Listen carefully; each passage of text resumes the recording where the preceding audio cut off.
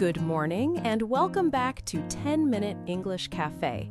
It is Saturday, August 15th, 2026, and AP has a story about a Tucson program teaching dogs to avoid venomous snakes.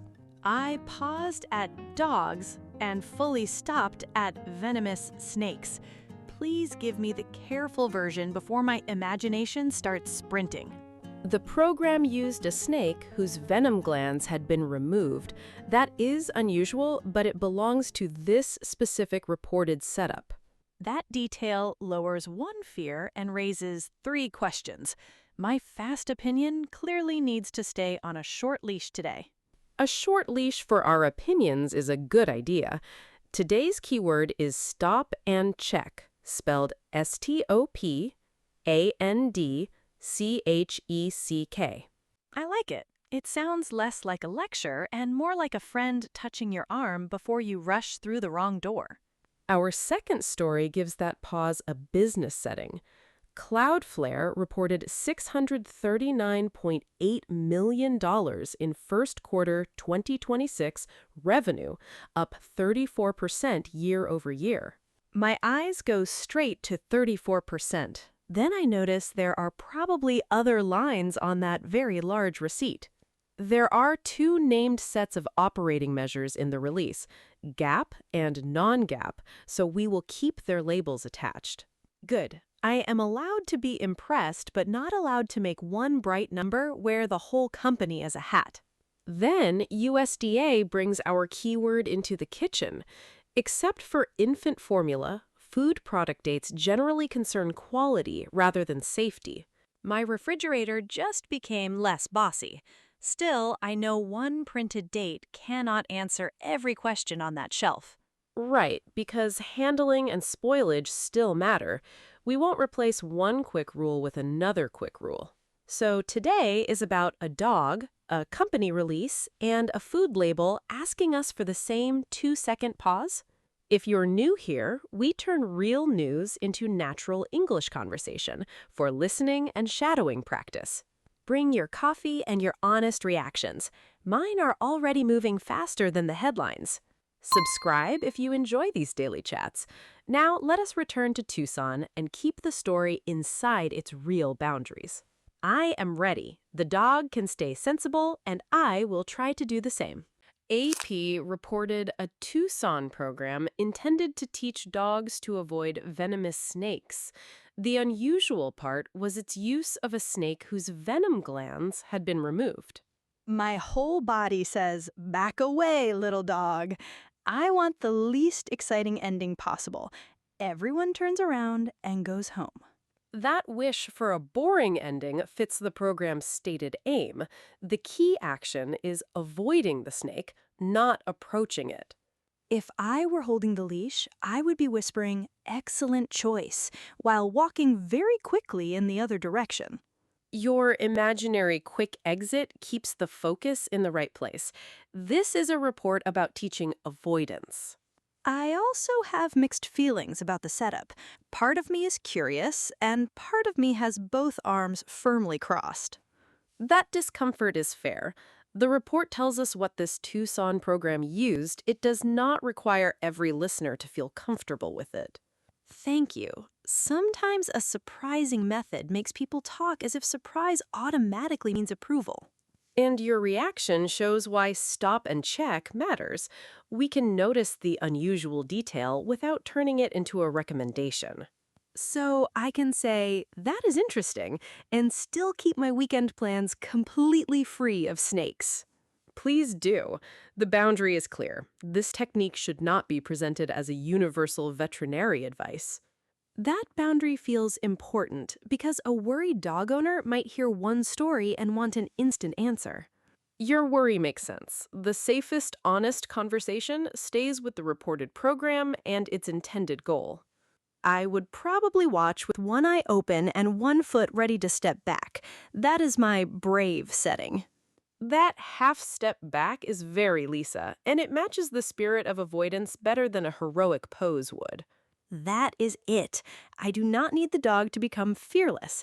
I need the dog to make a wonderfully boring decision. wonderfully boring is a good way to receive this news without adding a promise the report never made. If a friend asked what happened, I would start with the city, the program, and its purpose. Then you could mention the snake with removed venom glands as the specific feature AP reported. Short, clear, and no homemade training plan hiding at the end. I can live with that. That's the balance. Interest in the program, concern for the dogs, and respect for the limit of the report. The dog wins by leaving danger alone. Honestly, that may be the smartest hero story we hear all day. Cloudflare's official first quarter 2026 release reported $639.8 million in revenue, up 34% year over year, and also presented GAAP and non-GAAP operating measures. 34% makes my inner party planner reach for confetti. The two kinds of measures make my practical side hide the confetti behind a chair. I knew you would find both reactions. The revenue growth is notable, and the separate labels still deserve to remain visible. Can I have one small bag of confetti while I keep reading? One small bag seems fair. Just do not pour it over the words GAAP and non-GAAP until nobody can see them. Deal. Those labels feel like two buttons on the same screen. Pressing one does not make the other disappear. Your screen comparison catches the important point. The release presented both, so our conversation should not blend them into one unnamed measure. This is where my phone habits get me in trouble. A big percentage flashes and my thumb wants to share it before my brain arrives. That fast thumb feeling is real. Stop and check means keeping $639.8 million beside revenue and 34% beside year-over-year growth. Otherwise, I text a friend 34% and receive the completely reasonable reply, 34% of what? Then you would have to walk back into the conversation carrying the missing word, revenue. And maybe the missing time period, too. My dramatic little message would suddenly need a proper coat and shoes. I like that image. The full sentence is still compact. Cloudflare reported those figures for the first quarter of 2026. That sentence lets the number be impressive without pretending it answers every possible business question.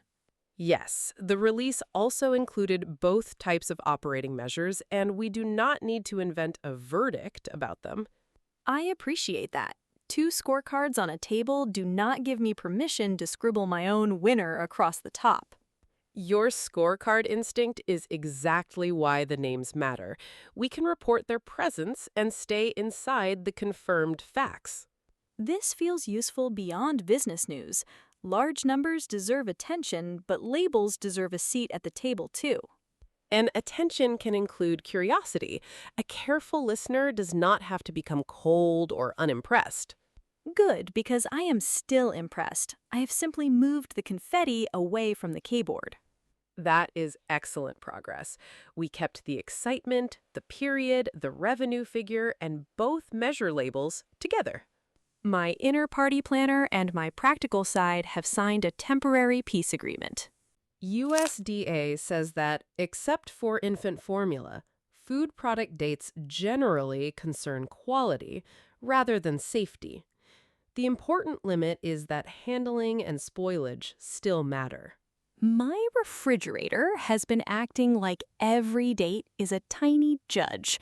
Now I learn the judge was answering a different question.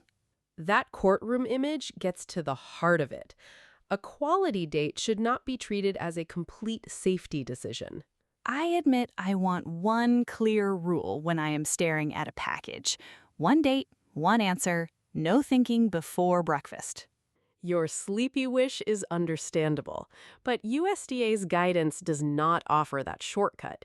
Handling and spoilage stay in the picture. So the date can matter without becoming a magic permission slip. That is less convenient, but more honest. Yes, and the word generally matters because the statement is not absolute. Then infant formula gets its own clearly marked lane. I am not tossing that exception into the back of the cupboard. I'm glad you kept it visible.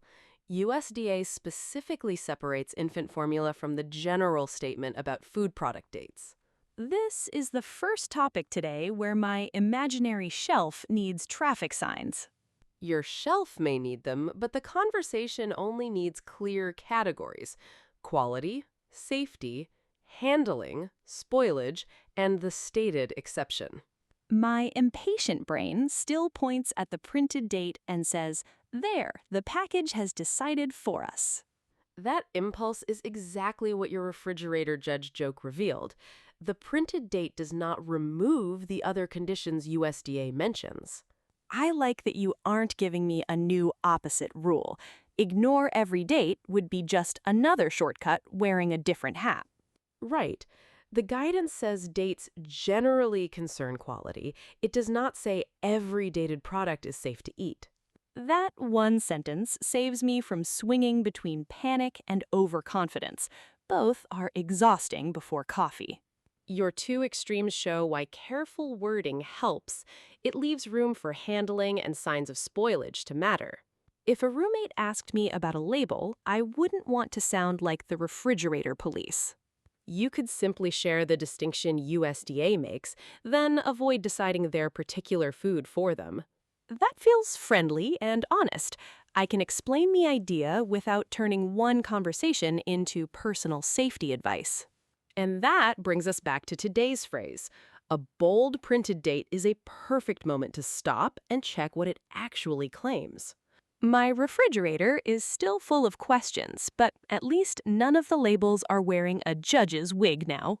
We reached the end with one wonderfully boring dog hero, one carefully contained celebration, and a refrigerator with no tiny judge. That is a much calmer Saturday than my imagination predicted in the first minute. In Tucson, AP reported a specific program intended to teach dogs to avoid venomous snakes, using a snake whose venom glands had been removed. I kept the goal and the unusual setup together without turning either one into advice for every dog.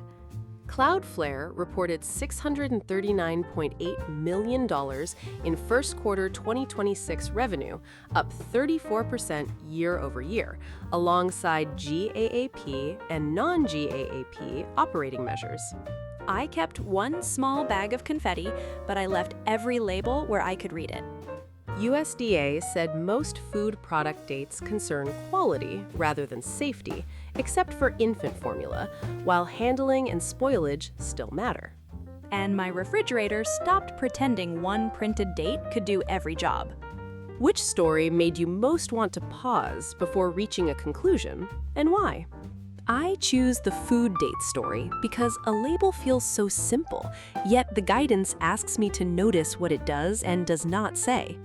I choose the Tucson story because one unusual detail can attract attention while the limit around that detail remains essential. Tell us your choice in the comments. Any language is welcome and an emoji is fine too.